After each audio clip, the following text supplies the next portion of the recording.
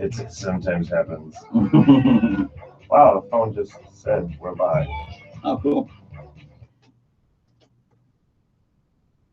Welcome in. It's the PAWSitively Petland Show. 800 KXIC, KXIC.com. You can get your podcast anytime you'd like. 2:30 in the morning, can't sleep? Go to KXIC.com, listen to the Pet Show. All right? We'll put you to sleep. It's a good way to start. And then we'll laugh show. and wake you up. Maybe that's not a good idea. How's it going, Ron? Doing very good. Good. Talking pets, as we always do here on the PAWSitively Petland Show. It's always a lot of fun. We've got a couple of pups here in studio. I was always talking about earlier how it always brightens my day. How can they not? You get these two pouncing pups. They're really, really cute. They're actually both split breeds. They're half breeds. One of them is a half beagle, half Shiba Inu. So we've been calling it a Sheagle. And then the other one is the one that's on camera right now. If you're watching on YouTube, that is a half Yorkie, half. What was the other one? Yorkie Shih Tzu. Shih Tzu, that's it. Okay. Oh, I'm sorry, I left you hanging there. I was That's just okay. busy waving. Yeah. Little puppy was waving. That's a half Yorkie, half Shih Tzu. And then the other one is half Beagle, half Shiba Inu. So they're adorable pups here in studio. They've been chasing each other around. Super cute. And we'll talk more. What's the breed will be the American Eskimo. American Eskimo, which is not either one of these, but you had a few at the store. I had 3, and I already, like, within the first hours, 2 of them went home, and and so we have 1 left, and this is Thursday morning. So we will see how we weather through the weekend with my American Eskimos, but I have more coming. So it'll be an interesting. Is this the right breed for you? You can always, if you don't see the breed that you're looking for in our store, we have a breed request database that we just put you in, and we give you a call when they come in, kind of thing. And it's something that you would want to take advantage of, because you'll be one of the first to know before it even goes up on our website that we have that breed. And there's a lot of people out there that are, I want this specific, and every time I come in there, I find you had one. Well, that's a way to get on the front end of it. There's over 2,000 requests in there right now. So a lot of people looking for a lot of different breeds. Good deal. Well, we'll talk about that, and then the actual show today, we're going to continue. If you listened to last week, this is part 2. We were talking about the basics, the things you need when you come home with that dog to make your life even easier. Yeah, supplies that you need that will make your life easier and your dog's life easier. So these are important tools, whether you have a puppy or you have a 10-year-old dog. These are things that you'll want to just keep your ear open and go, okay, I got that one. What? Why would I need that one? And then we'll go into it. All right, good deal. I look forward to that. And then are we going to do a food too? We are going to do science diet. All right, science diet. So we'll get to those topics here today. And I do look forward to learning more about the American Eskimo. It looks like a little polar bear, a little puppy polar bear. They're absolutely adorable, and you've got to check those out. If there's any, I don't know, I guess you better get to Petland soon, right? To get on this group. There were 3 of them and 2 gone. So people are really, you could see why too when you see that Eskimo. It's just, it does. It looks like a little baby polar bear. Now, thankfully, it doesn't grow up to be as big as a polar bear. No, nothing. These are on the small side. Pay the bill for that too, because that's one of the problems. People who think it's a great idea to do this. You see that sometimes. And I know just recently there was a pony wandering around Johnson County. I don't know if you heard about that. No, I didn't hear about that. It's sad. The animal shelter, took it in and helped get it to a new home.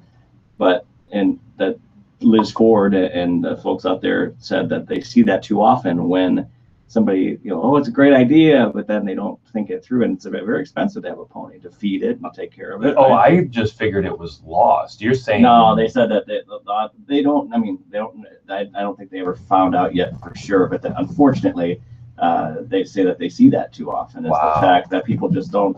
They don't put in. They don't. Put in the research. Yeah, and then they realize, holy cow, this is expensive. I mean, right. A hamster is one thing. A bunny is another thing. Cats or dogs, okay. A pony, wow, that's a big commitment. It is. Anyway, it's time for our amazing pet story. Riding in on a pony. He must have knew that we were talking about him. Wait, did he make a rash decision? Was it your pony? Big voice guy. Thanks, big voice guy. Ride away on your pony now. Feed it and take care of that pony. Don't just leave it wandering around Terry Truebud. All right. A hiker nearly died from a lightning strike, but then his dog saved his life. How cool is this? this story from U.S. News and World Report. It's a story about a man's best friend. Jonathan Hardman, a German Shepherd that's very handsome, enjoys walking outdoors with him. His name's Rambo. Good name for a German Shepherd, Rambo. Jonathan and Rambo are always side by side. They were hiking together as friends, as they always do, going through the clear air and the mountainside. And they were taking pictures before a big storm came. There's no shelter, and the man was struck by lightning. Rambo ended up getting struck too. He was with his dog, and the group tried to carry the dog down the mountain.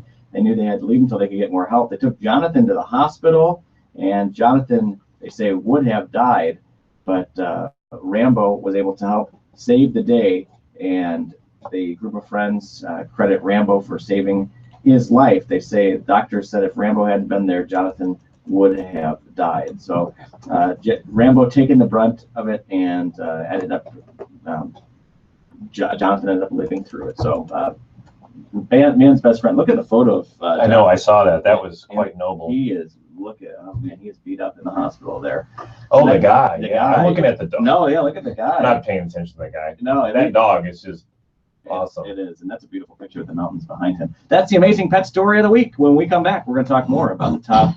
Our topic today, we're going to talk about the American Eskimo. We'll talk about part 2 of the things that you need. We'll be right back with more after this. Check out Petland of Iowa City, Lower Muscatine. Easy to get to. They open up at noon today if you're listening on a Sunday. 10 o'clock every other day.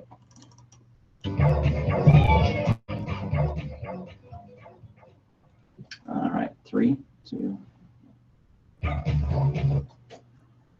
Welcome back. It's the Positively Petland Show, 800 KXIC, KXIC.com. I'm Jay Capron. I hope you're doing well. Ron Solzberg here with Petland of Iowa City. 2 pups here in studio. We've got a Shih Tzu and a Yorkie mix, and we have a Sheagle, a Shiba Inu and a Beagle mix, and they are adorable, and they're playing chase, which is just so much fun to watch. So if you hear the little pitter patter on the floor here, you'll know what that's all about. They are chasing each other around. It's fun too. They keep going back and forth too. Sometimes when we get the 2 pups, the one dominates the other one. Right. But this one, it's pretty even. Kind of like tag. Yeah, they're playing tag. Yeah. You're it. Super cute. So we're going to talk about the American Eskimo. Let's start there. All right. So the American Eskimo, just describing it. These are on the smaller side of Eskimos, American Eskimos. These are not the standards, and they just picture that white polar bear kind of a look. Is getting you in the right direction of an American Eskimo.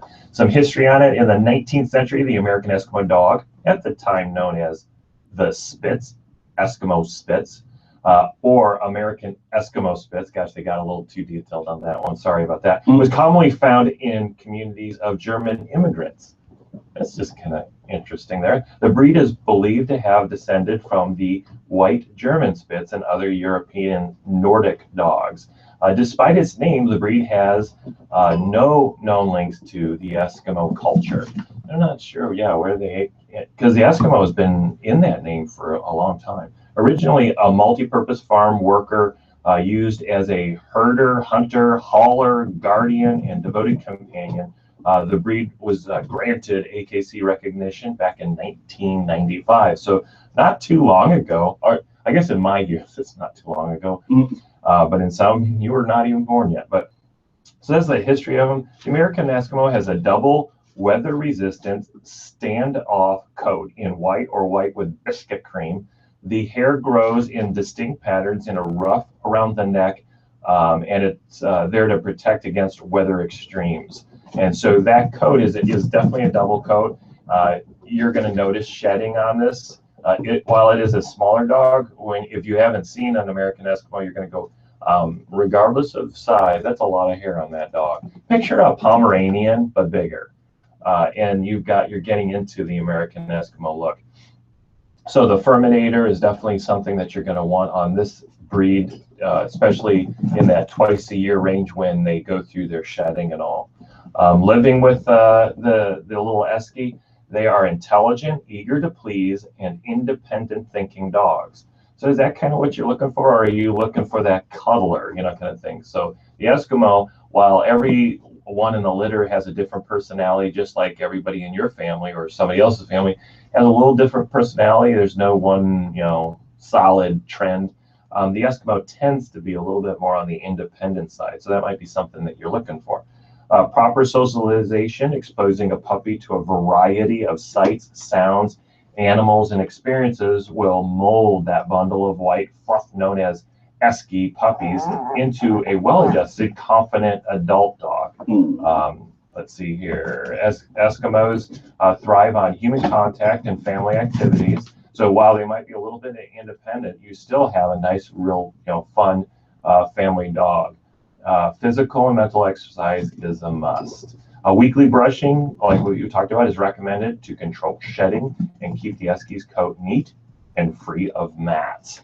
So that is it. So are you looking for, a lot of people look for that middle to small breed. That seems to be the sweet spot for a lot of people. I don't want that one that you trip over kind of a thing.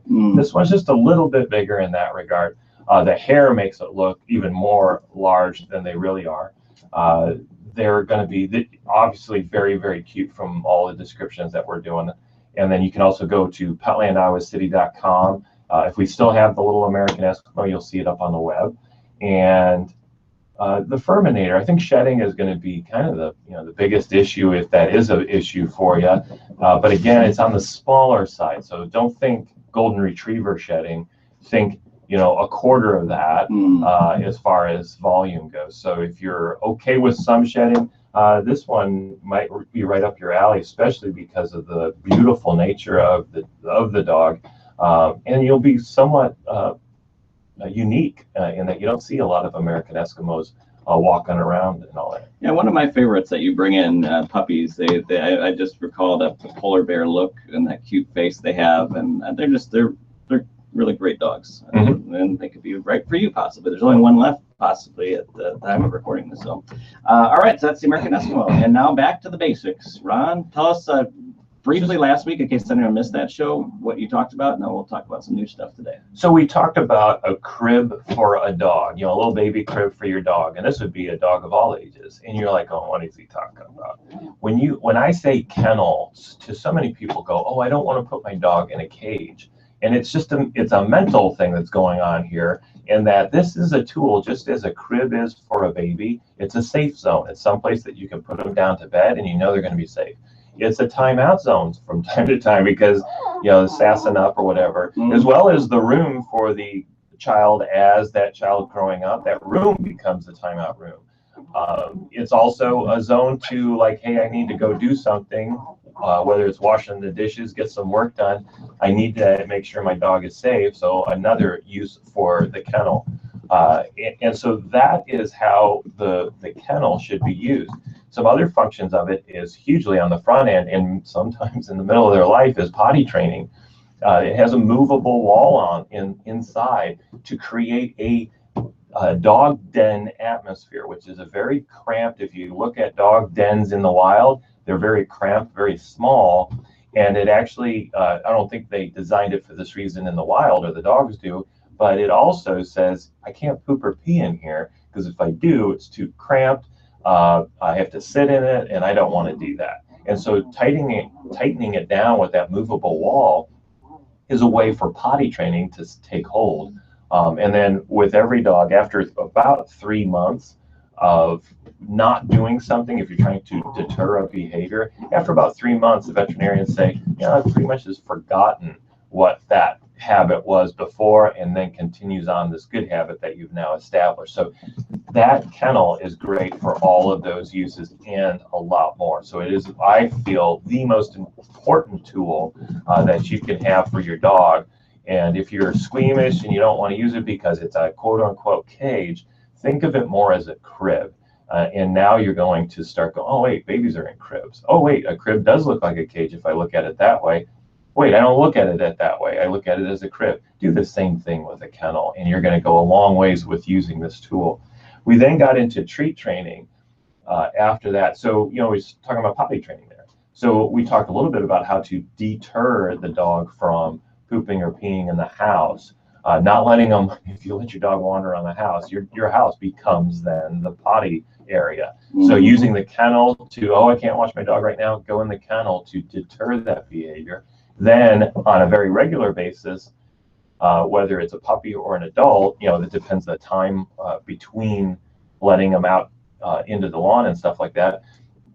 But when they do go out, reward with a treat. Scientifically proven, treats are the most effective way to reward, to show I love what you're doing right now type of communication with the dog. The other two is scratching around the jowls, and then third is the good dog, a reassuring tone. Good dog, good dog. You can do whatever you want on that one. You could say goofy dog, goofy dog. If it's reassuring, over time they're going to associate that with good behavior and go, oh, every time you say that, life is good, I'm going to continue doing it. So let's take a couple of situations as a review. Potty training, when they're outside and they're doing their business, don't wait to give the treat when they get back into the house. Give the treat when they're doing their business, because now they'll go, wait, while I'm doing my business, I get a treat. I'm going to hold it next time so that I get this treat out here again. This is over time with consistency and frequency, they start getting that. I always tell the little joke, just think that they are talking with the dog next door. They've been a couple months into this routine now and they're getting into it and all that.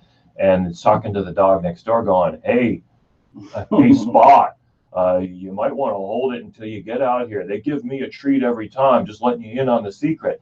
And you go, oh, I get it now. You get a treat when you do your business in the right area. If you give the treat when they come through the doorway or into the laundry room or when you're by the refrigerator, they think just going there, coming through the doorway is why they got the treat.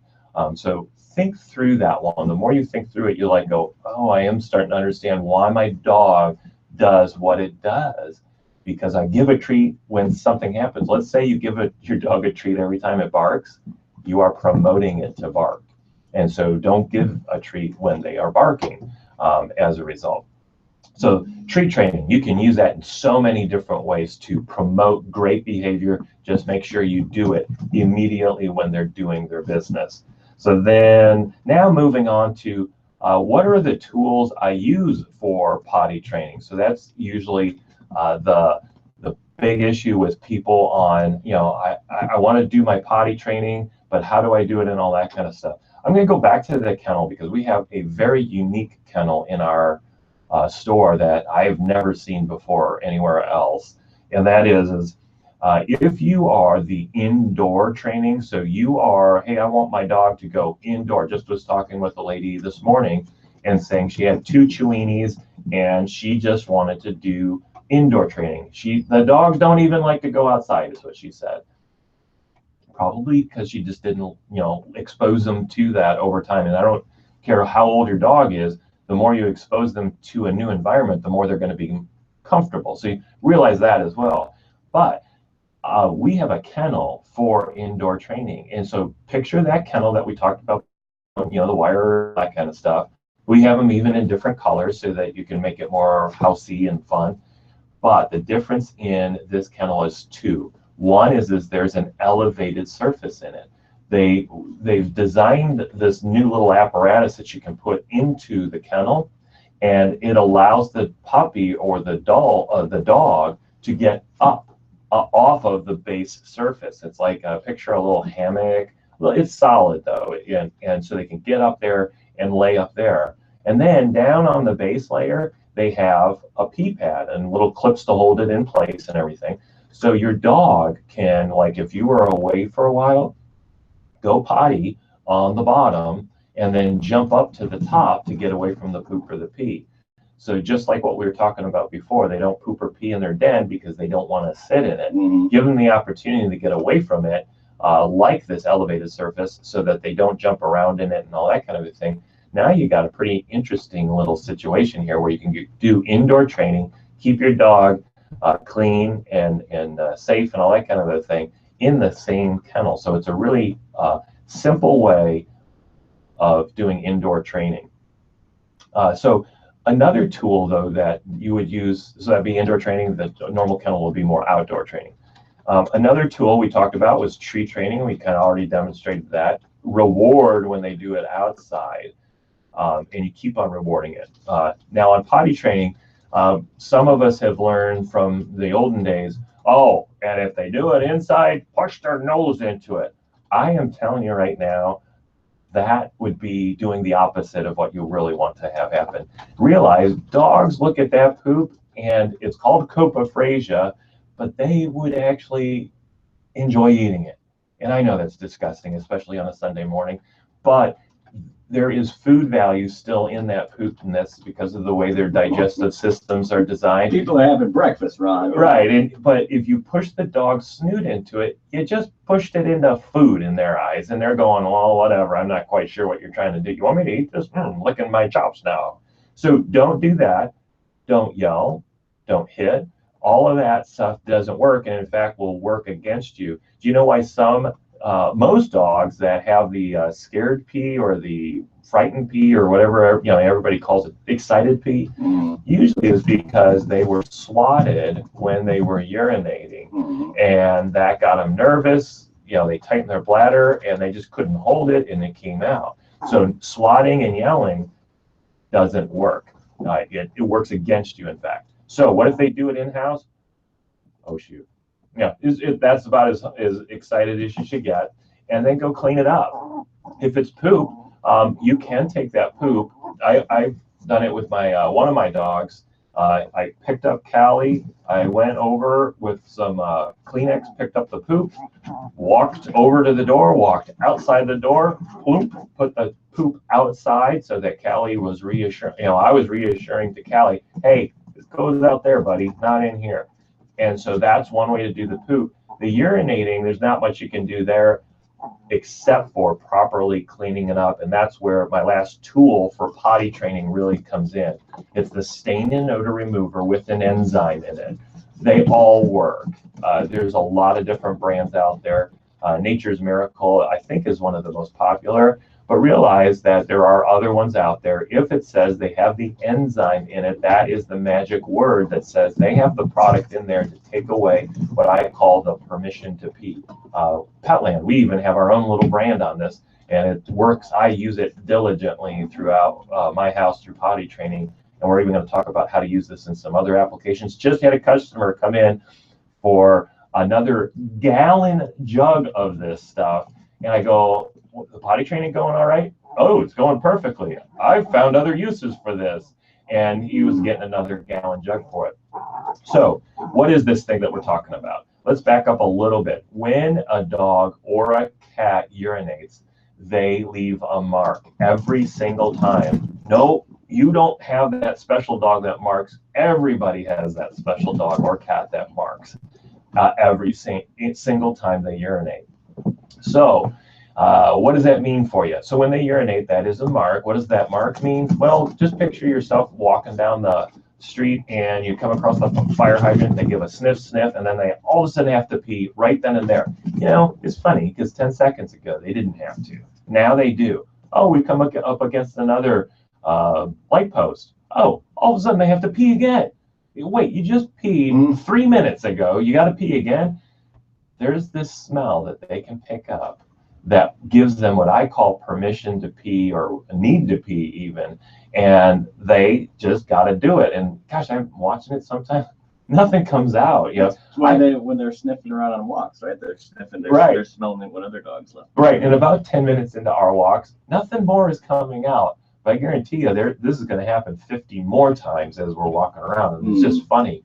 Here, our dogs are that tenacious outside. I don't know why, but every single, when you walk past a driveway, the sidewalk and the driveway form a little corner of grass.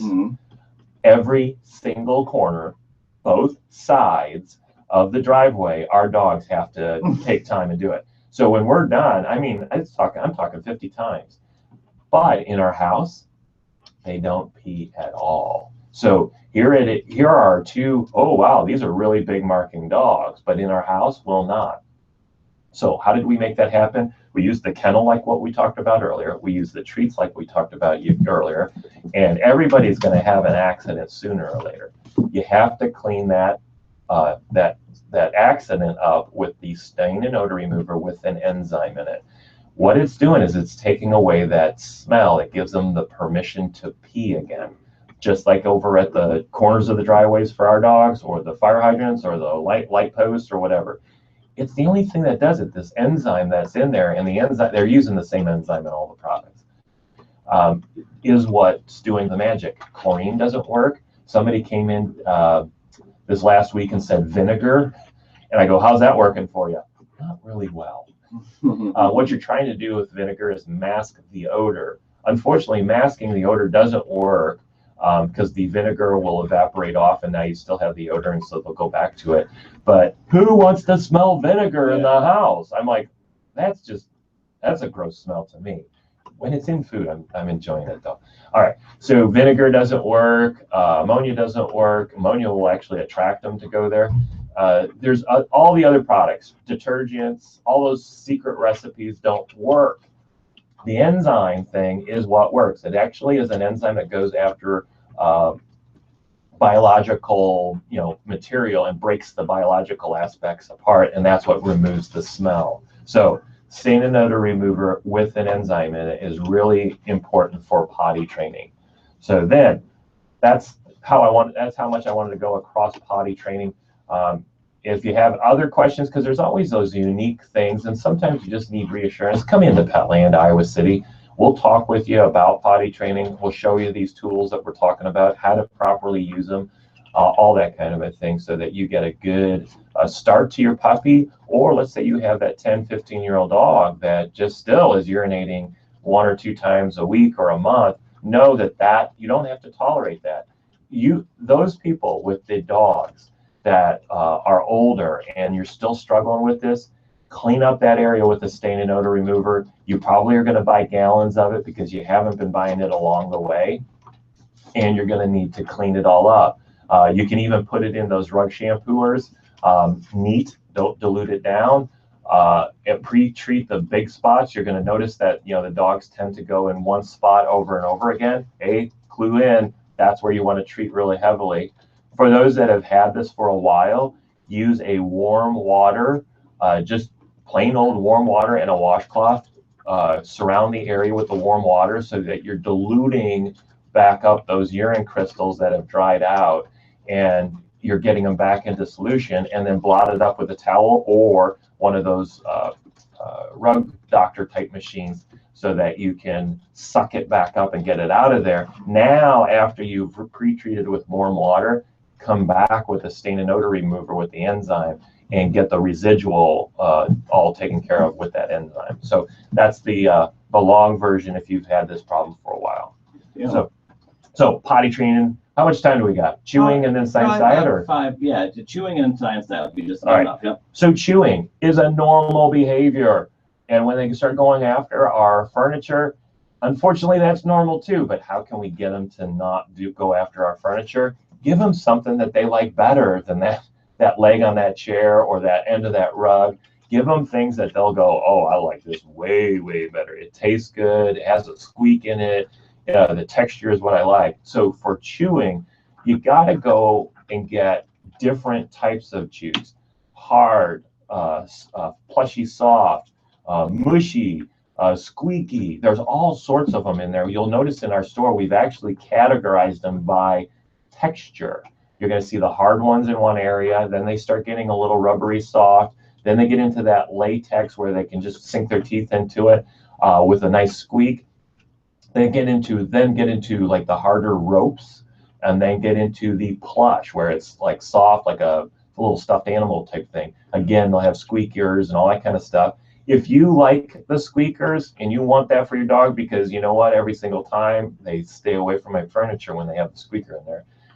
We have ones where you can replace the squeaker. It's a little Velcro thing. You can buy refills and all sorts of stuff for those and keep those squeakers in there, so you keep that little toy going. Even after that first time that they puncture it, you can just put another one in there. I actually have had 2 customers, this is in 10 years, so it's not frequent, that have bought it just to take the squeaker out. Oh, you can take the squeaker out of that one? Give it to me. And so they bought it for that reason. And then they put in the one they want to put it in? No, they got rid of it. They don't want the squeaker. And I just thought that was funny that they were buying it for that reason. So squeakers in there. And then let's go into a different category of chews, natural chews. And holy cow, we have a very wide selection of different textures in the nyla bones and the softs and all that.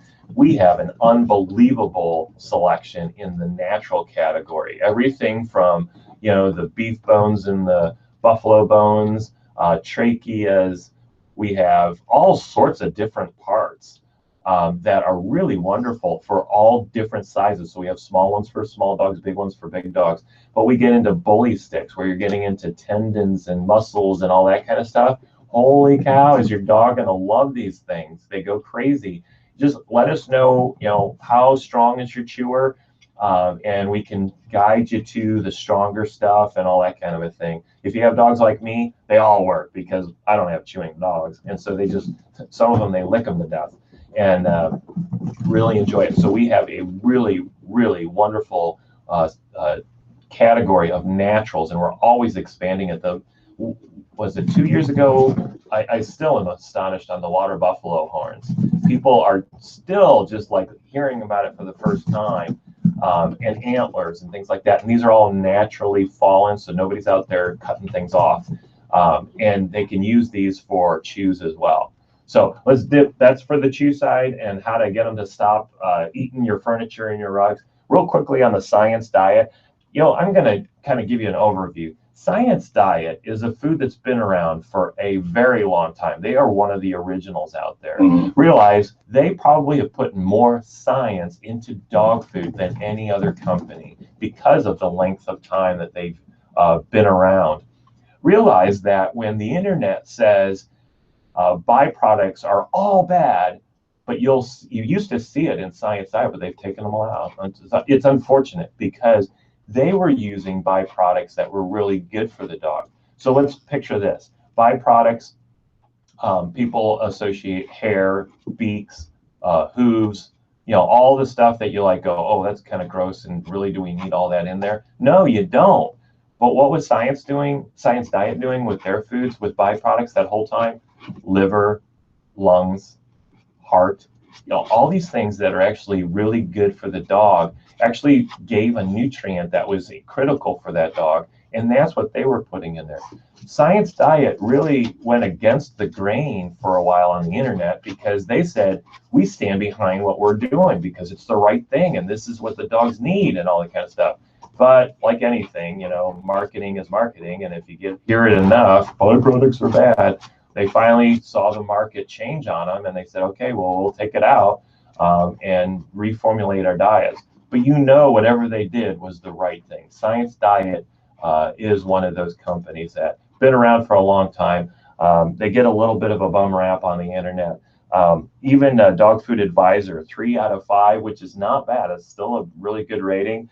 But Dog Food Advisor, if you ever use that as a reference point, know that when they say this ingredient is controversial, what they're doing is saying this ingredient on the internet is controversial. There's no science behind the controversial that they'll bring out. So Dog Food Advisor even succumbs to the internet as far as, this is bad, might be bad. Beet pulp, we've hit that on this show a lot. Beet pulp is a great fiber source, and it is extremely cheap. Why? Because we love sugar, and the sugar that we're eating is beet sugar. A byproduct that we don't use is beet pulp from that plant. And so there is an abundance of beet pulp, which is an incredibly great fiber. I bet you one day we're going to be buying beet pulp in droves off the shelf to increase our fiber, and it probably is in some of those fiber products that we're already eating for our own diet. So beet pulp is a really good thing, but on the internet, they poo-pooed it. You know why? Because it comes from a sugary source. There's no sugar left in this stuff. It's beet pulp, it's fiber, but yet somebody, had to have an opinion on it, and so they made it a bad thing. Like what we said on the byproducts, and maybe in a future episode, you'll hear me talk about, hey, there's no scientific study saying grain-free dog foods actually help anything. Now, there is some anecdotal things going on out there, and there's some benefits, but dogs do eat grains. They're opportunistic eaters. They eat grain. And as you've talked about, sometimes people just take it too far. Is that, oh, protein's good, let's do all protein. Oh, they've done that too. You probably don't even remember protein went sky high, and everybody was all about protein. Well, we found out that there was some problems with the high protein, health problems, and so that they've now backed down again. Again, that was an internet trend that created that situation. So anyways, a little off the soapbox, science diet. If you're feeding science diet, be proud of it. Don't let those people poo-poo you on that. It's a good food. All right, thanks, Ron. That's Ron Salter at Petland of Iowa City. That's all the time we have for the program. You can catch it every Sunday morning at 9 o'clock or whenever you'd like on our podcast page at kxic.com. For Ron Salter, I'm Jay Capron. Check out the PAWSitively Petland show each week, and check out Petland of Iowa City, Lower Muscatine. They open up at noon today if you're listening on Sunday, 10 o'clock every other day. Gotta go. Bye. You're so precious.